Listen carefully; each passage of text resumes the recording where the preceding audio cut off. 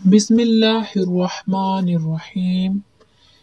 इस्लाम में किसी दुश्मन के लिए बद्दुआ या नुकसान पहुंचाने की नीयत से कुरान की किसी आयत को इस्तेमाल करने की इजाज़त नहीं है।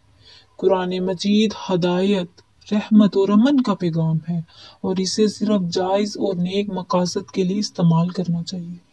अगर आप किसी दुश्मन की ज्यादती या शर से परेशान हैं तो अल्लाह ताला पर भरोसा रखें और कुरान और सुन्नत के मुताबिक दुआ करें। कुछ दुआएं दर्ज झैल हैं जो जालिम के शर से महफूज के लिए पढ़ी जाती हैं।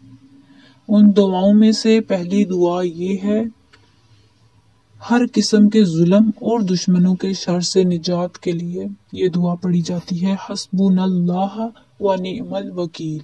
अल्लाह हमारे लिए काफी है, वो बेहतरीन कारसाज है। चलते फिरते उठते बैठते इसको जरूर पढ़ें, आपको इसके बहुत फायदे मिलेंगे। इसके बाद है दुश्मन के खिलाफ दुआ। रसूलुल्लाह ने दुश्मन के शर से बचने के लिए ये दुआ सिखाई, अल्लाहुम्मा कफीनीहिम बिमा शिअता। ऐ अल्लाह तू जिस तरह चाहे मुझे उनसे काफी हो जा।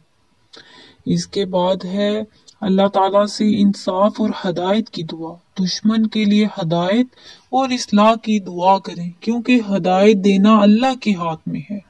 अगर दुश्मन जुल्म कर रहा हो तो इंसाफ की दुआ करें, रब्बना फ़्तह बैनना व बैन कौमिना बिल हक़्क़ि व अंता खैरुल फातिहीन।